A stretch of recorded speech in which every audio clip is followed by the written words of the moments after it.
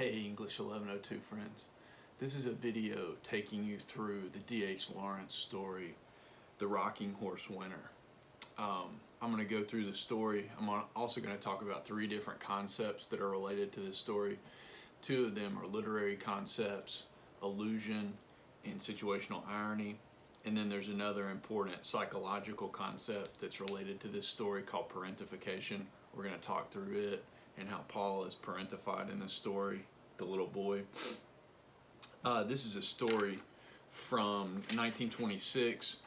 So this story is one of the older stories on our syllabus. D.H. Lawrence clearly has not, he died in the 1930s. He's clearly not been around for a while. But this story remains a part of like world literature. D.H. Lawrence is a British writer.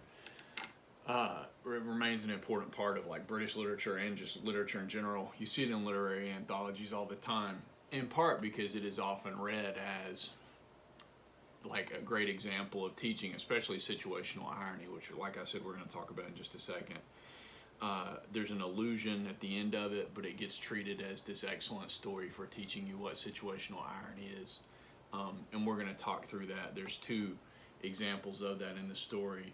There's an overall example, and then a sort of inside this, like the story as a whole is an example of situational irony, and then there's a good example of situational irony within the story.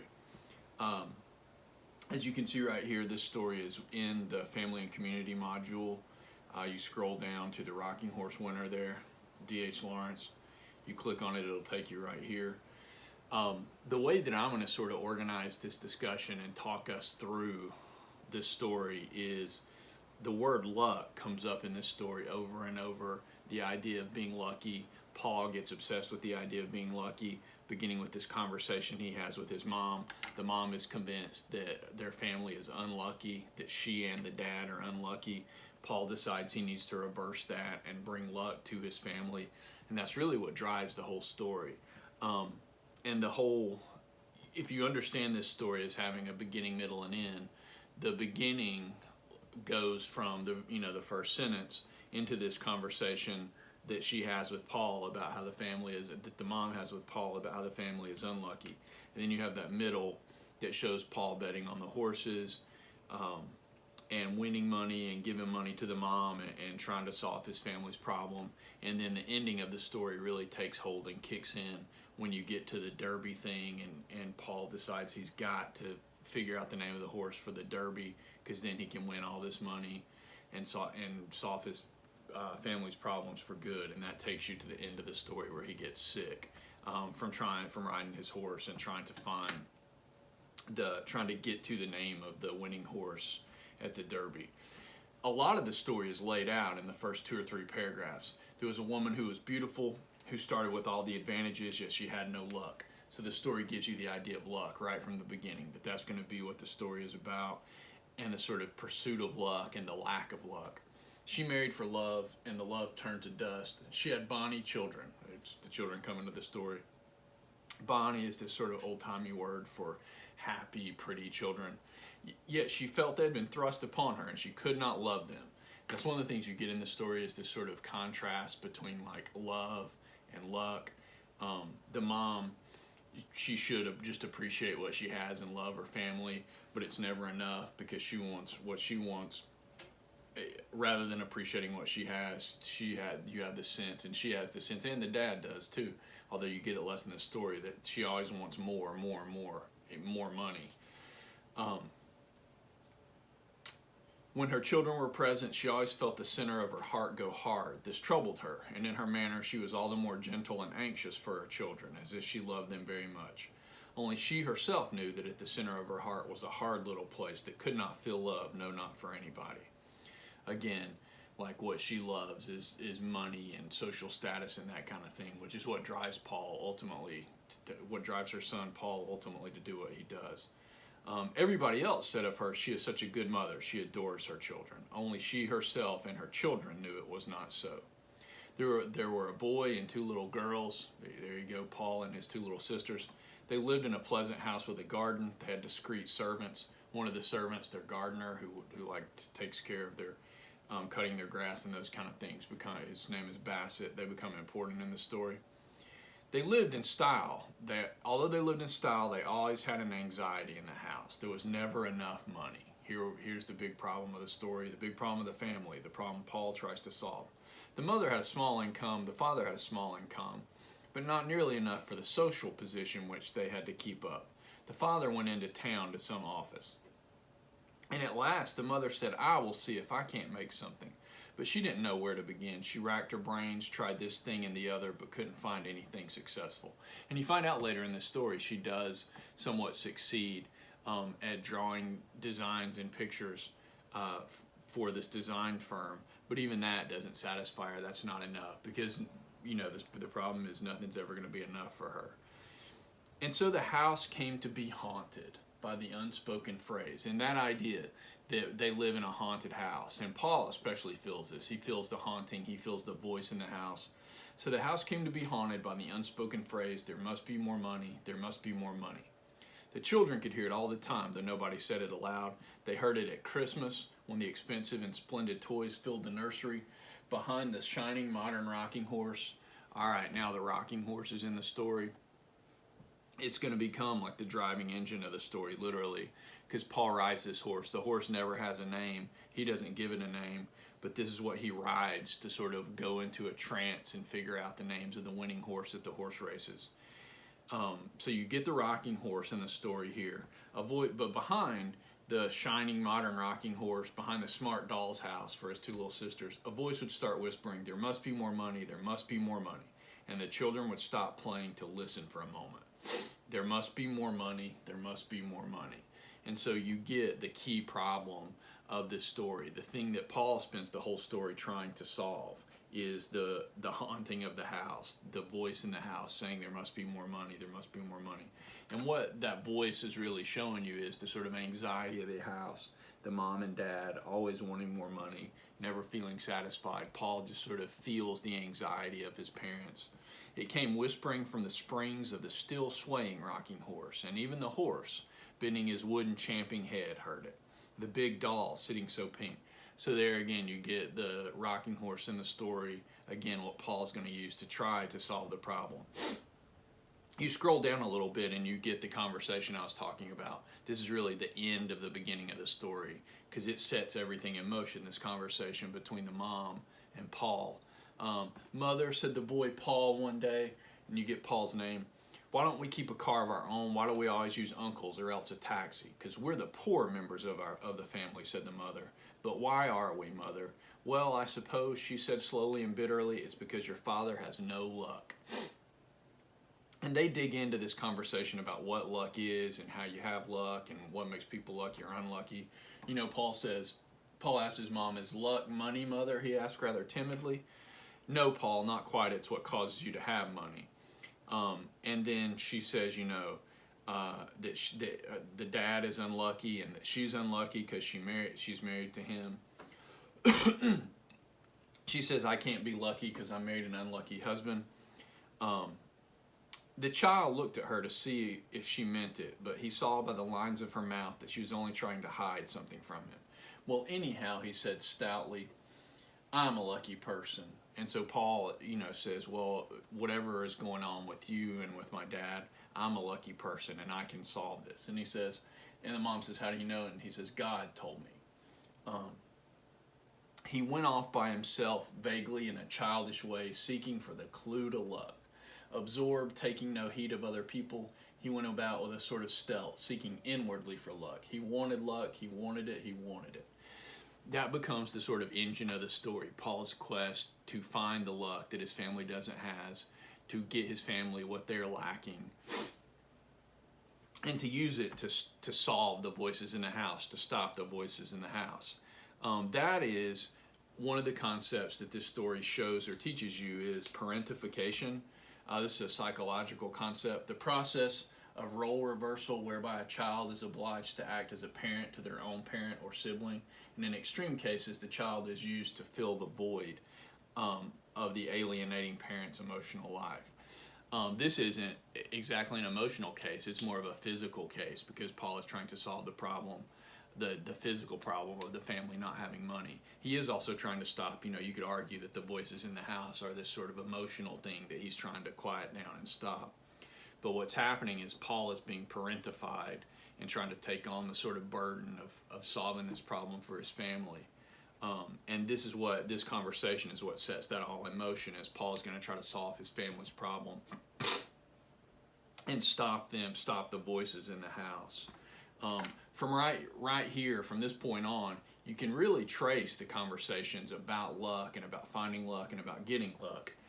Beginning with Paul.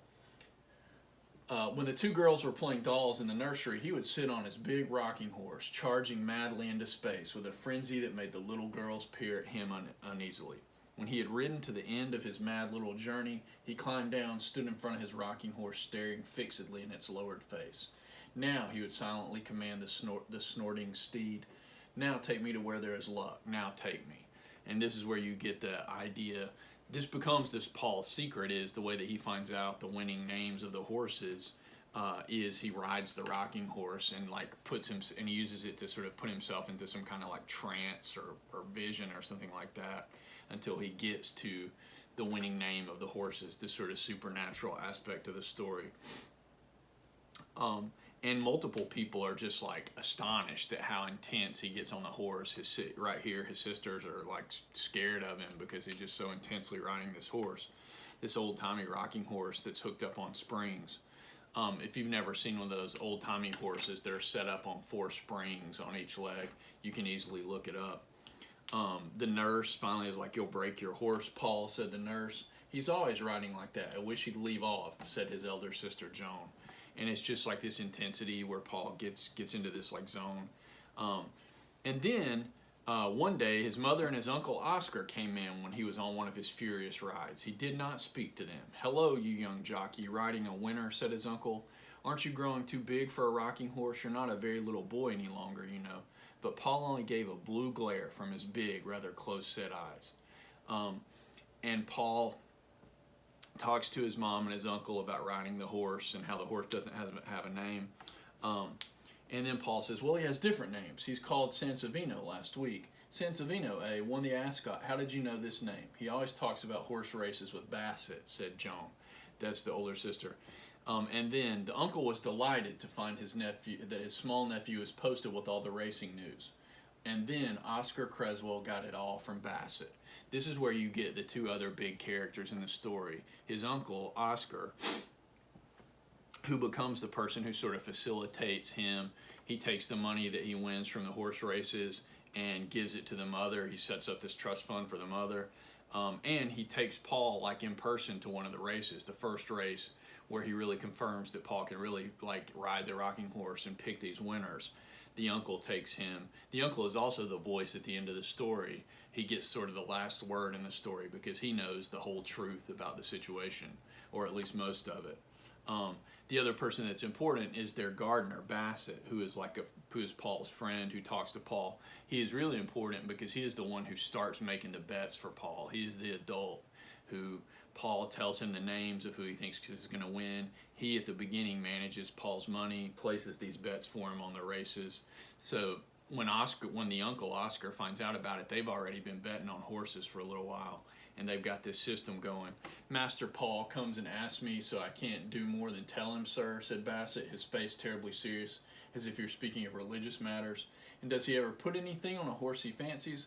"Well, I don't want to give him away. He's a young sport, a fine sport. Would you mind asking him yourself?" And Uncle Oscar talks to Paul and finds out, that he is betting on horses. Not a whole lot at the beginning.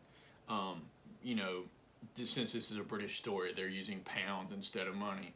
But they're just betting 10 pounds or 20 pounds or something like that. But you get this first race where Paul has already figured out the name of the winner. The name of the winning horse is Daffodil, and they're just betting on horses. They're gambling. And this is where ultimately they make the bet on the horse. The uncle bets against the horse that Paul picks. Paul's horse wins, and he wins all this money. And what he does is take the money that he wins when he goes to... the child had never been to a race meeting before, and his eyes were blue fire. The uncle, to actually physically in person, takes him to the race. They bet money, and then what the uncle does is take the money and uses the money to set up the trust fund. Let's see if we can find that part.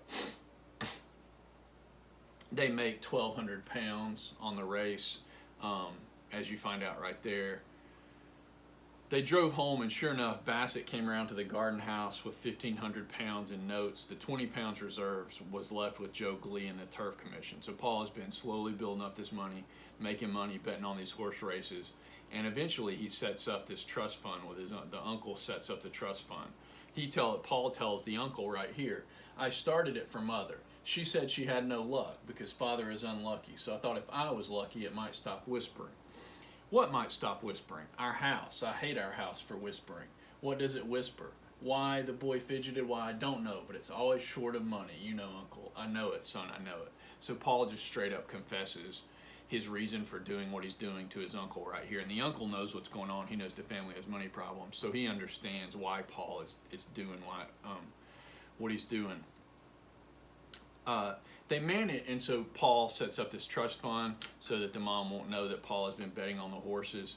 They managed it very easily. Paul handed over 5,000 pounds to his uncle, who deposited, and 5,000 pounds back then in the 1920s would have been a huge amount of money, who deposited it with the family lawyer, who was then to inform Paul's mother that a relative had put 5,000 pounds into his hands, which sum was to be paid out 1,000 pounds at a time on the mother's birthday for the next 5 years. Paul's mother had her birthday in November. The house had been whispering worse than ever lately, and even in spite of his luck, Paul could not bear up against it. So the mom hears from the lawyer. She finds out she's got the money, but because she's so greedy and nothing's ever enough, because she's supposed to get the 1,000 pounds once a year on her birthday for 5 years, but she goes to the lawyer and wants all the money at once because she needs it all at once. And let's see. Paul's mother had had a long interview with the lawyer asking if the whole 5,000 could not be advanced at once as she was in debt. And Paul, because he loves his mom, gives her what she wants. So Uncle Oscar signed the agreement. Paul's mother touched the whole 5,000. This is where you get the first situational irony in the story. Then something very curious happened. The voices in the house suddenly went mad, like a chorus of frogs on a spring evening. There were certain new furnishings. Paul had a tutor. He was really going to eat in his father's school. There were flowers in the winter and a blossoming of the luxury Paul's mother had been used to. And yet the voices in the house, behind the sprays of mimosa and almond blossom, from under the piles of iridescent cushions, simply trilled and screamed in a sort of ecstasy. This is the situational irony in the story. Situational irony is when there is a gap between what you expect to happen and what actually happens. And so you need two things to get situational irony. You need to expect one thing and to get the opposite. Situational irony works on that gap between the expectation and the actual result. And so the situational irony in this situation is what Paul expects to happen. He thinks he's going to give his mom the money and the house is going to be quiet and his problem will be solved. He's going to kill two birds with one stone because his mom will be out of debt and he won't have to hear the house anymore. Instead, what clearly happens is the mom takes the money and just blows it on all kinds of stuff. She blows it on stuff for the house and flowers for the house and a tutor for him. What she ends up doing is putting the family even more in debt. So instead of fixing the problem because of her greed, she makes the problem even worse. The house it frightened Paul terribly. And this is what sort of kicks you into the last section of the story, the ending of the story, because Paul gets so stressed out. The house gets worse instead of getting better. And Paul is so stressed out, he knows there's got to be more money. There's got to be more money. He became wild-eyed and strange, as if something were going to explode in him. Because the stress in the house, like the stress of their eyes needing to be more money, just stresses him out even more. Especially now that he's done what he could to solve it, and all he did was make it worse. And he says, I've got to know for the Derby, I've got to know for the Derby, the child reiterated. So Paul's thinking, like, I got to figure out another name. I've got to name another winning horse so I can get more money. And even the mom, who, at the beginning of the story, the story tells you she doesn't really love the kids, but even she notices. She's like, something's wrong with him. You better go to the seaside. Wouldn't you like to go down to the seaside instead of waiting? And she's like, why don't you go away from the house, calm down, settle down. And Paul is like, no, I can't go away, because he can't be away from his rocking horse. He's got to get this name. He's got to get this name so he can win more money and keep trying to help his family, keep trying to solve his family's problem, keep trying to stop the house from whispering. And this is where you get to this point in the story. Paul's secret of secrets was his wooden horse, that which had no name. Since he was emancipated from a nurse in a nursery, so they moved Paul out of the nursery. He's big enough to have his own room in the house now. He had had his rocking horse removed to his own bedroom at the top of the house. Surely you're too big for a rocking horse, his mother had remonstrated. Well, you see, Mother, till I can have a real horse, I like to have some sort of animal about, has been his quaint answer. And so he talks him into letting him keep the rocking horse in his room, which is what he needs to find out the name of the horse to bet on. And then you get the sort of conclusion of the story. 2 nights before the Derby, she was at a big party in town, so the mom's away. But while she's at this party, she suddenly is like, worried about Paul. She suddenly gets this really strong feeling that something's wrong with him. Finally, she and the husband come home about 1 o'clock in the morning from the party. She goes up to Paul's room, and when she gets up to his bedroom door, she can hear this noise behind the door, and she opens the door. The room was dark, yet in the space near the window, she heard and saw something plunging to and fro. She switched on the light and saw her son in his green pajamas madly surging on the rocking horse. The blaze of light suddenly lit him up as he urged the wooden horse and lit her up. Paul, she cried, whatever are you doing? It's Malabar, he screamed in a powerful, strange voice. His eyes blazed at her for one strange and senseless second as he ceased urging his wooden horse. Then he fell with a crash to the ground. And so Paul figures out the name of the horse that's going to win this next race, but then he goes into this kind of coma that he never really wakes up from for the rest of the story. He seems to come out of it for a minute or two, but finding out the name of the horse puts him into this into some kind of fever or coma or something like that. In spite of himself, Oscar Creswell spoke to Bassett and himself put 1,000 on Malabar at 14-1. So the uncle and the gardener, they find out the name that Paul has said. They bet on it. They bet on the horse for him. The 3rd day of the illness was critical. So Paul's been in a coma now for 3 days after he fell off the horse. They were waiting for a change. The boy with his rather long curly hair was tossing ceaselessly on the pillow. In the evening, Oscar did not come, but Bassett sent a message saying could he come up for 1 moment, just 1 moment. The boy was the same. Perhaps Bassett might bring him to consciousness. And Bassett comes up, and really what he wants to do is tell Paul that he's right, that he won, that he picked the right name. Master Paul, he whispered, Malabar came in first, a clean win. I did as you told me. You made over 70,000 pounds. So 70,000 pounds would be like an enormous amount of money, like especially for a kid to win. But that's just a giant amount of money. Paul has probably made enough money, if his family would just use it correctly, to solve his family's problems forever. I call that lucky, don't you? Again, you get more luck, the idea of luck. Malabar came in all right. And then Paul seems to wake up for a second. Did I say Malabar? Did I say Malabar? Do you think I'm lucky? I knew Malabar, didn't I? Over 80,000 pounds. I call that lucky, don't you? And so Paul, even in his coma, sort of comes out and is like, I've fixed our problems. I've solved our problems. And tells his mom, I've solved our problems. The family's not lucky, but I'm lucky, and I've solved it for the family. I never told you, Mother, but that if I can ride my horse and get there, then I'm absolutely sure. Did I ever tell you I am lucky? No, you never did, said his mother, but the boy died in the night. And so Paul never wakes up from this coma, really dies from it at the end of the story. And like we said, the uncle gets the last word and says, the uncle correctly assesses that Paul sort of died trying to help his family, trying to save his family, trying to fix his family. This is where you get the other literary device in this story. The end of this story is an allusion to Jesus and to Jesus' experience in Christian mythology, and especially how Jesus dies, just like Paul dies at the end of the story. And obviously Paul is a Christian name, like we get that name in English from the Christian Bible. An allusion is an indirect or passing reference designed to call something to mind without explicitly mentioning it.